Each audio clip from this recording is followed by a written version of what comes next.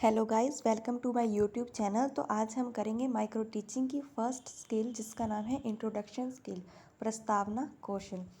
प्रस्तावना कौशल को हम समझेंगे। सिंपल शब्दों में हम कह सकते हैं कि जब हम क्लास में जाएंगे तो हमें बच्चों को, जब हम अपना लेसन जो है बच्चों को इंट्रोड्यूस करवाना है, उससे पहले जो है हम बच्चों से जो है कुछ प्रश्न पूछेंगे, उन्हें जो है उस लेसन तक लेके आएंगे। ठीक है, ताकि जो है बच्चे उसमें जो है अच्छे से इंटरेस्ट ले सकें और उसे उसे जो है अच्छे से समझ सके। तो अब हम करते हैं इसके कंपोनेंट्स। इसके जो है 4 कंपोनेंट है। पहला कंपोनेंट है विद्यार्थियों के पूर्व ज्ञान का अधिकतम प्रयोग। इसमें जो है हम बच्चे से प्रश्न पूछते हैं बच्चे की जो है प्रीवियस नॉलेज को चेक करने के लिए।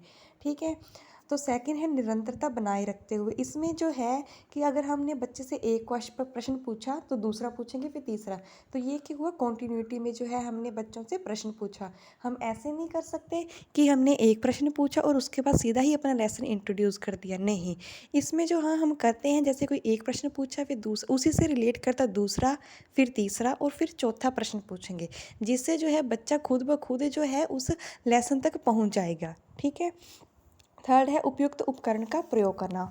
उपयुक्त उपकरण के प्रयोग में आएगा, जैसे कि मैं कहती हूँ कि बच्चों बताओ हमारी जो कक्षा में जो है सबसे सॉलिड्स जो है वस्तुएं जो हैं वो कौन सी हैं। तो बच्चा जैसे बता देगा कि मेज़ वगैरह। तो इसमें क्या होगा, इसमें जो है हमने उचित उपकरण का प्रयोग किया है।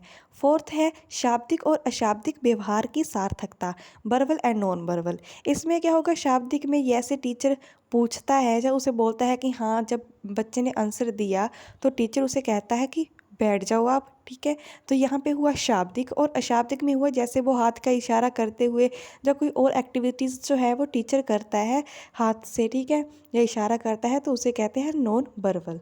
तो अब हम इसका लेसन प्लान कर लेते हैं। सबसे पहले आएगा name of प्यूपिल teacher, roll number, और ये क्लास जो है 9th, सब्जेक्ट मैथ्स, और मेरा टॉपिक है types of triangle according two sides, यानी कि भुजाओं के आधार पर जो है त्रिभुज के प्रकार। ठीक है, तो टाइम ड्यूरेशन भी दिया हुआ मैंने यहाँ पे 5 से 7 मिनट तक है। अब हम लेसन प्लान करते हैं। ठीक है, सबसे पहले इसमें हमने 4 कॉलम्स बनाए हैं। फर्स्ट है प्यूपिल teacher activity, second प्यूपिल activity, third black board work, and fourth है वो जो कंपोनेंट यूज़ हुआ वो लिखेंगे। सबसे पहले जो टीचर जो है वो क्लास में जाएगा और सभी बच्चों से कहेगा कि गुड मॉर्निंग। ठीक है, बच्चे उसका जो है रिस्पॉन्स देंगे। उसके बाद जो है टीचर बच्चे से पूछेगा कि बच्चों बताओ त्रिभुज किसे कहते हैं। ठीक है, तो मैंने कहा कि साक्षी आप बताओ। तो साक्षी ने जो है मेरे इस प्रश्न का आंसर दे दिया। जब मैंने बच्चे से क्वेश्चन पूछा कि त्रिभुज किसे कहते हैं, ये हमने जो है साक्षी के जो है पिछले जो है प्रीवियस नॉलेज को चेक करने के लिए प्रश्न पूछे, इसलिए यहाँ पर ये कंपोनेंट यूज़ हो गया। और उसके बाद जो है जब साक्षी ने आंसर दे दिया तो टीचर कहता है शाबाश बैठ जाइए मुस्कुराते हुए। ठीक है, तो यहाँ पर शाब्दिक और अशाब्दिक व्यवहार की सार्थकता। ठीक है, ये कंपोनेंट यूज़ हो गया। उसके बाद जो है टीचर और प्रश्न पूछती है कि त्रिभुज के कितने कोण और तीन कितनी भुजाएं होती हैं। सविता से पूछा। ठीक है, तो सविता ने इसका आंसर दे दिया। तो टीचर ने क्या किया, उसे बैठा दिया कि शाबाश आप बैठ जाओ। ठीक है, तो उसके बाद जो है टीचर ने एक और प्रश्न पूछा कि त्रिभुज के कोणों का योग क्या होता है। मानसी आप बताओ।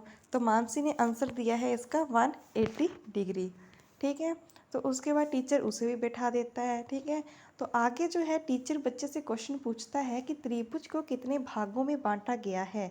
अनीता आप बताओ। तो अनीता कहती है 2। ठीक है, तो यहाँ पर हमने कंपोनेंट यूज़ किया विद्यार्थियों के पूर्व ज्ञान का अधिकतम प्रयोग।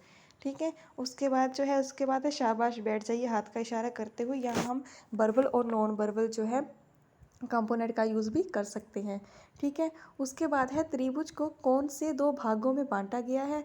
तो यहाँ पे है टीचर जो है उसे ब्लैक बोर्ड दिखाती है बच्चों को अपने हाथ से और बोलती है कि देखो कि बताओ कि त्रिभुज को कितने कौन से 2 भागों में बांटा गया है। तो बच्चे उसमें देखते हैं और बताते हैं कि त्रिभुज को 2 भागों में जो है वो भुजाओं के आधार पर और कोणों के आधार पर बांटा गया है। तो यहाँ पर जो है उपयुक्त उपकरण का प्रयोग करने वाला कंपोनेंट यूज़ हो जाएगा। ठीक है, और उसके बाद जो है जब शाबाश बैठ शाब्दिक व अशाब्दिक व्यवहार की सार्थकता। ठीक है, उसके बाद टीचर क्वेश्चन पूछती है कि भुजाओं के आधार पर त्रिभुज कितने प्रकार की होती है। पूजा आप बताओ। तो वो बोलती है 3। तो यहाँ पर भुजाओं के आधार पर यहाँ पे हम वो निरंतरता बनाए रखने हुए वाला कंपोनेंट यूज़ कर सकते हैं। पीछे मैंने जो प्रश्न पूछे उसमें कंपोनेंट रह गए हैं, तो आप वहाँ पर भी वो निरंतरता बनाए रखते हुए वाला कंपोनेंट यूज़ कर सकते हैं। ठीक है, कहाँ पर है? यहाँ पर भी आप यूज़ करते हैं त्रिभुज के कितने कोण और कितनी भुजाएं होती हैं। ठीक है, यहाँ पर भी आप वो कंपोनेंट यूज़ कर सकते हैं। तो अब आगे देखते हैं, शाबाश बैठ जाएगी मुस्कुराते हुए। ठीक है, सिंपल ही है। तो उसके बाद है भुजाओं के आधार पर त्रिभुज के 3 प्रकार कौन कौन से हैं? नेहा से पूछा तो नेहा को नहीं आया, तो फिर मैंने बोला तो आज का हमारा विषय है भुजाओं के आधार पर त्रिभुज के प्रकार।